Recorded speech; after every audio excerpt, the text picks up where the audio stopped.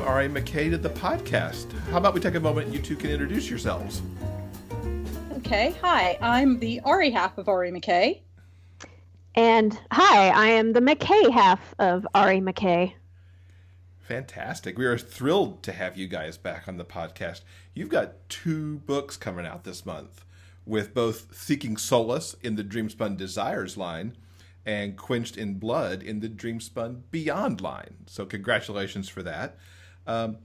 Tell us first about Seeking Solace, which is the new Walker Boys book.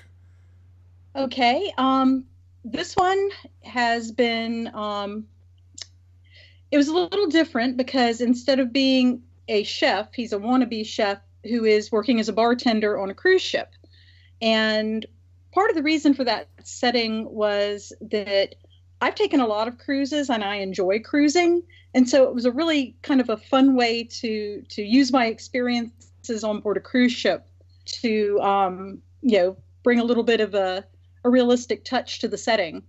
So Devin is the walker in question, and he has been working on the cruise ship for Triton Lines, and he's a bartender. He gets to meet a lot of people, and because he's very outgoing, he gets asked to shepherd one of the executives from the cruise line who is coming on board to learn the ins and outs of how the ships actually work, rather than the office back half of the business. But what he doesn't know is that Paul is actually the heir to the entire cruise line. And so it's kind of the, secret millionaire, sort of thing going on there. And they get very close, and Paul has some issues that he's working through with a physical disability. And Devin helps him to work through part of his issues, and in the process, they kind of fall in love. So, don't want to give away too much of the background. No, giving away the good stuff, that'll be in my review. Because I've read this book, I loved it to pieces. I especially loved the cruise ship setting. It was a lot of fun. Just sort of wonderful and escapist and romantic. I loved it to pieces. Now, most of the Walker Boys books have taken place in Texas. Specifically, Buffalo Lick, the small, quaint town where barbecue is king.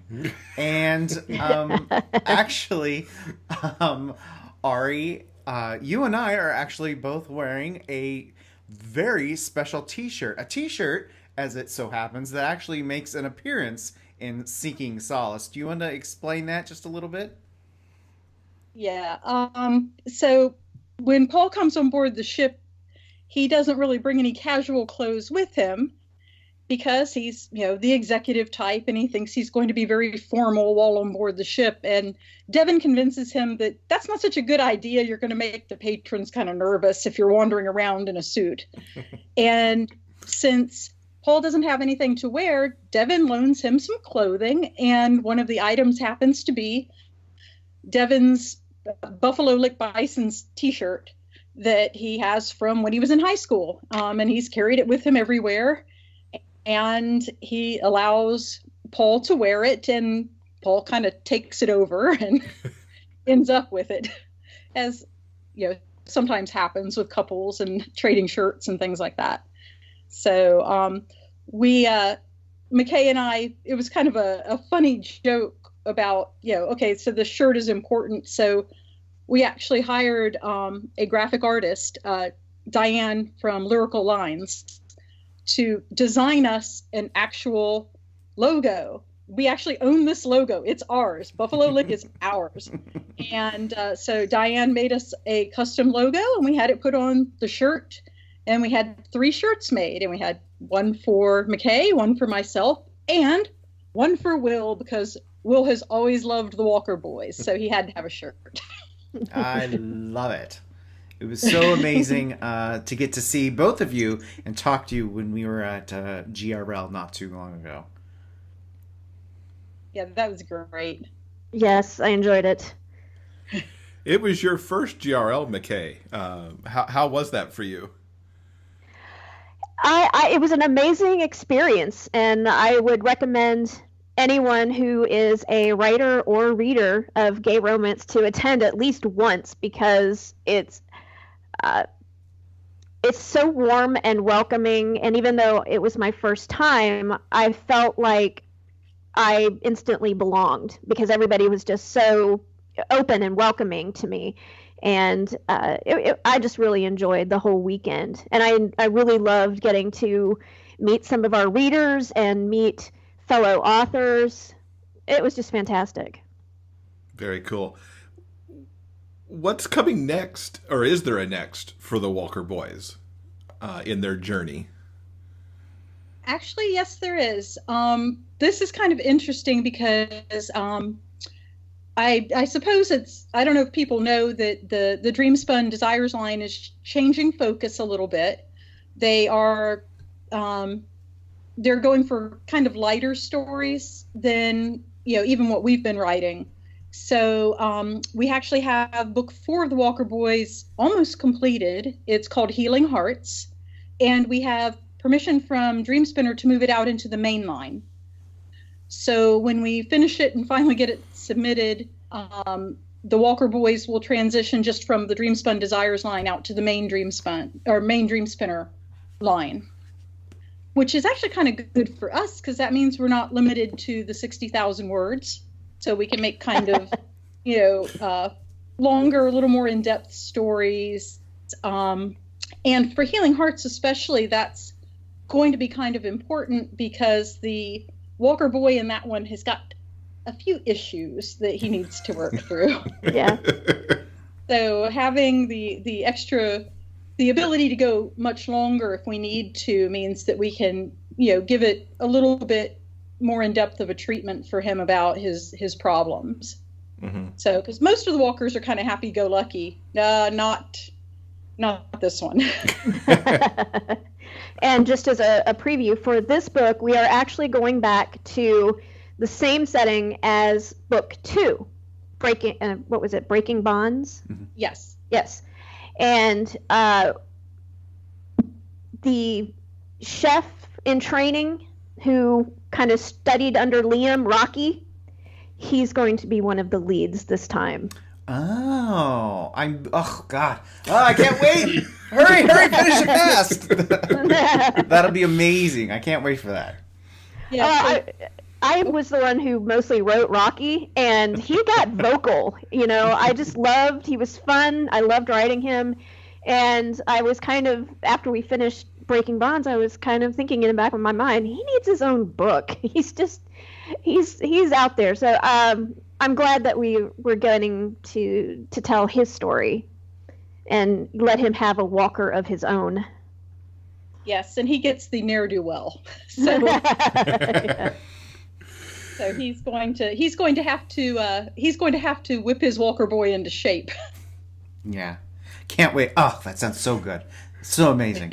Now, in addition to the Walker Boy that's releasing this month, you'll also have another book in your Asheville Arcana series.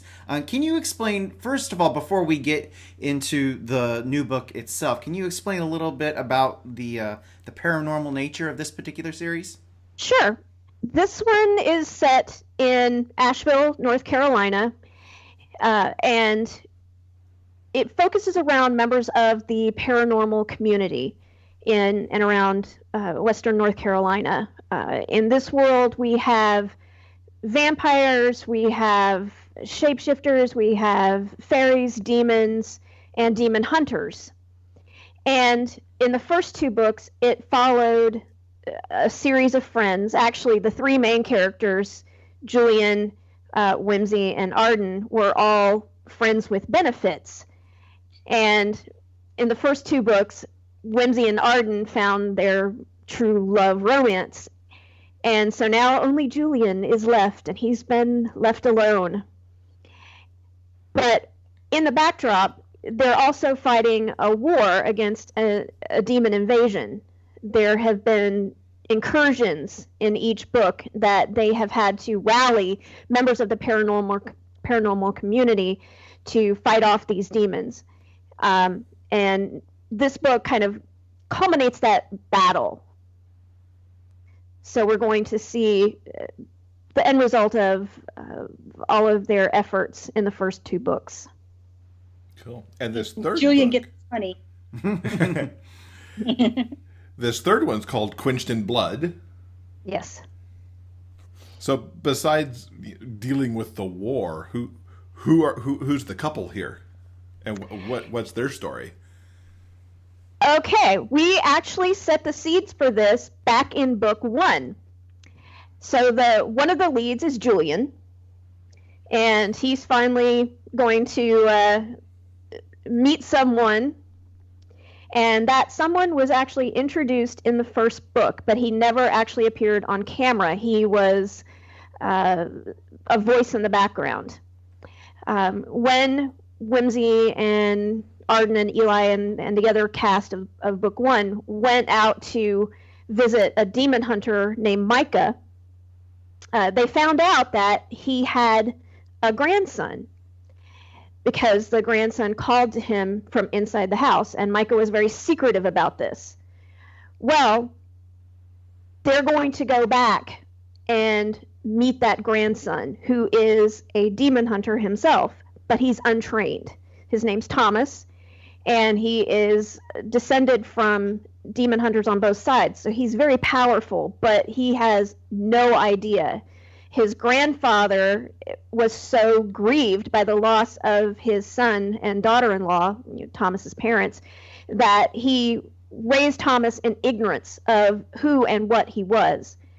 And so Thomas has no idea that demons and vampires and werewolves exist, and he's blown away. He has to have a crash course in, what's going on. And then they're like, oh, hey, by the way, we need you to fight these demons. Yay. So Thomas gets thrown in the deep end pretty quick. What was your inspiration behind this one? And did the inspiration come more as the whole series, since you were kind of arcing this entire story about the war? We had a short story. We wrote it for Halloween several years ago, and it was much shorter. And it was published by a company that no longer exists. And we were trying to figure out what to do with the story/novella. And the more we looked at it, the more we realized that we liked the world building. So we had written this story together, and then I had written a Halloween story individually that we could pull elements of and kind of smush together. And that's what we did. We took the things that we liked from the world building from both of these stories and started creating this world. And from there, we figured out, okay, what do we want in each book? What do we want the overall arc to be? And we kind of did some planning and world building, and then we dove in. I mean, things changed as we wrote, of course, but basically that's where they came from, these 2 one-off Halloween stories that we wrote, one together and one I wrote by myself. That's very exciting to have the world mash up like that. Yeah, the story that I wrote, I kind of had in the back of my mind the Halloween story that we had written together. And I asked Ari, it's like, okay, if I take elements, do you mind, if I kind of loosely set it in the same universe? And of course she said it was fine. And it was not closely tied that you could see it, but it was enough that when the time came, we could mesh them seamlessly. In fact, the character of Whimsy was in my story. So his romance ended up being a little bit different, but my short story was basically about a wizard named Whimsy who falls in love with a werewolf named Harlan. So we took that directly. So much of our inspiration is just kind of it's a true collaboration, the way that we write and the way that we develop stories.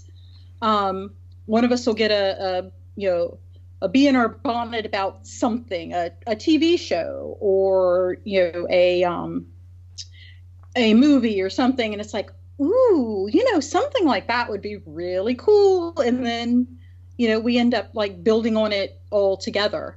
So it's like for I think most of the paranormal stuff, the original inspiration was yours, McKay. Because I even think the predecessor to the Asheville Arcana series, I think the original short story was actually something you had originally proposed, and then like when it comes to like Herc, Smirks, that was something that like clobbered me over the head one day, and so yeah, like I said, it's like we kind of take turns on who like, oh, who's got a good idea? Okay, let's do that. Yeah, and I do tend to lean more towards fantasy, paranormal, supernatural. I mean, that is my jam. So yeah, I didn't remember that the original story was mine, but now that you said it, I'm like, oh yeah, it was, wasn't it? So yeah. So, and I'm not surprised, because I really have a strong interest in that genre. So, and she had to convince me to go with the Hercs Mercs, but hey, convincing. It took a lot of convincing. She did not want to originally write it, because that's not action adventure is my wheelhouse. I'm a Tom Clancy girl. I love the all the adventure stories. So that's where I find I have a strength at coming up with stuff. Now, for any normal author collaboration, 2 books in 1 month would be like more than enough. But as we've just discovered, you've got a Christmas story coming out very soon. What can you tell us about that? Yeah, that one is actually, it's almost completed. It's called Designer Holiday. And it's one that we actually had started, I believe, in January of this year. And we had thought we were going to write 12 Christmas stories just as kind of a series, and that sort of didn't happen. No. But we got the one that we had started, we've gone back to, and it's I'll let McKay explain the setting. The characters are Emilio, who is a dance instructor, and his love interest is Rain, who is an interior designer. And surprise, surprise, it is set in Western North Carolina. Yes, right. We like that part of the country, so we know it well, and we tend to go back there quite a bit for our settings. For inspiration for the town, Holiday Pines, I was thinking about the many little tiny towns that exist in the mountains of North Carolina. There are places like Maggie Valley, Spruce Pines, Waynesville, Clyde, and things like that. And that's kind of what I had in mind for the town in this story. And so it's a very small town, but their claim to fame is that they are home to the biggest Christmas tree farm in the state.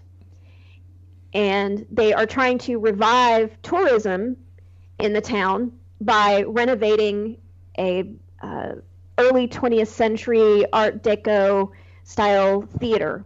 That's their local playhouse where all of the local shows and entertainment happens. And so Rain and Emilio had been high school sweethearts. They grew up in Holiday Pines together, but Rain wanted more. And so he left. He went to college in Atlanta, and he ended up staying there and starting his own interior design company. And when he was still in college, he broke up with Emilio and broke his heart.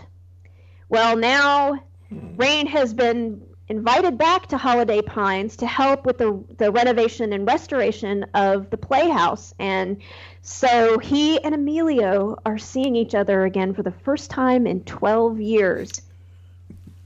Aww. Emilio is happy. I love second chance stories. Yeah. And we're very excited because we have the cover reveal for this. We don't often get to do cover reveals. In fact, you're the first. And folks can go to our show notes page for this episode and see the cover for this story that'll be out in early December. Now, you mentioned Herc's Mercs a little bit before, and that is one of Will's very favoriteest things ever. Oh, yeah. What might be coming up in that universe? Well, anyone who is at GRL might have seen our banner. We got a lot of comments on it. I think you got a picture. Yes. That banner was very popular, and for anyone who did not see it, it features 3 very handsome buff men in an obvious threesome.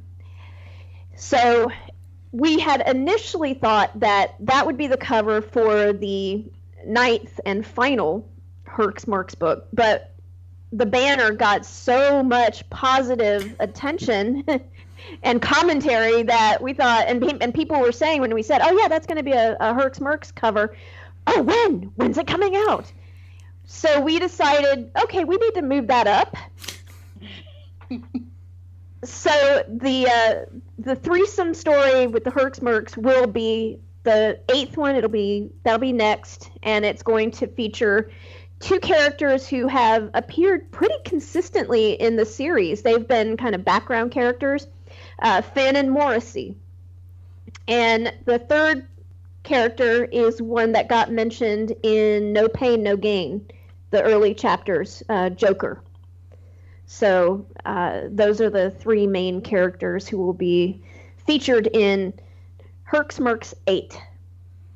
Tentatively, I think we're calling that 3 to Get Ready. So that's just the tentative title, though. Yeah. It's a good title, though. Yes. Yeah. And yeah, that banner did get a lot of traffic. Yeah, we'll add a link in the show notes to the picture that Will got with it, so people can check that out on the Facebook feed. Yeah. Cool. And now, can we expect that in 2019, hopefully? Oh, yeah. Yeah, definitely. We're probably mid to... what do you think, mid, McKay? I would say so. Like I said, after the response that we got at GRL, we decided to fast track that. And we do have a couple of things to finish up before we get to that one, but it's on our short list for sure. So probably mid-ish 2019. Cool. That sounds fantastic. Now, in addition to the 2 books that you're releasing this month, we spent an awful lot of time talking about some of your future projects. Is there anything else you want to tease to our audience that might be coming out in 2019? Yeah, if everything goes well, and we've gotten pretty positive reaction from the publisher we've pitched it to, we should have a romantic thriller series coming out. This will be, even if you've read Herc's Mercs, this will be the Mercs, but more so. Very much a Tom Clancy kind of edge to it, with gay romance involved, and I don't know how much we're even supposed to say about it, but it would involve an international sort of setting. I mean, it's the main place that it takes, that the people are gather on is actually in the Mediterranean, but the action will take place all over the world. They have a very, very diverse cast of characters. So basically people from all over. So far we have, one American, I think, and everybody else is from somewhere else. So we're pretty excited about that. Yeah. Herc's Mercs there was some traveling outside the country, especially in the 3rd one. But it tended to be pretty U.S. centric. But this new series is expanding, so it will go well beyond the borders of the U.S. and have, like Ari said, a very global span and a global cast of characters. And a lot more intrigue.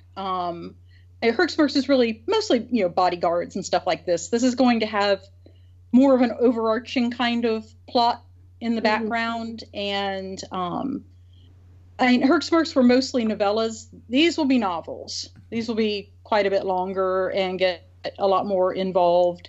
And I get to bring out all of my military stuff. That's kind of Okay, I'm super excited for these because my recent bend towards romantic suspense bring these on. Those sound amazing. So before we leave, I want to quickly remind everyone that Seeking Solace is available now, and Quenched in Blood is coming out in the next couple of days. Where can people keep up with you and all of the books that you are continually writing? Is there some place online that they can visit you and find out more? We have a website, arimckay.com. We have a newsletter, and the link to that is on our website in the sidebar. Actually, in the sidebar of our website, you can find our newsletter, our Facebook, our Amazon link, our Dream Spinner link. So really our website is the central landing point, and then you can get everywhere else from there. It has all of our books based on, is it a part of a series? Is it a standalone? It has a page for our audiobooks. And so that's our one-stop shop, arimckay.com. Fantastic. Well, thank you both so much for coming to tell us all about this good stuff. Oh, thank you for having us. Yes, thank you.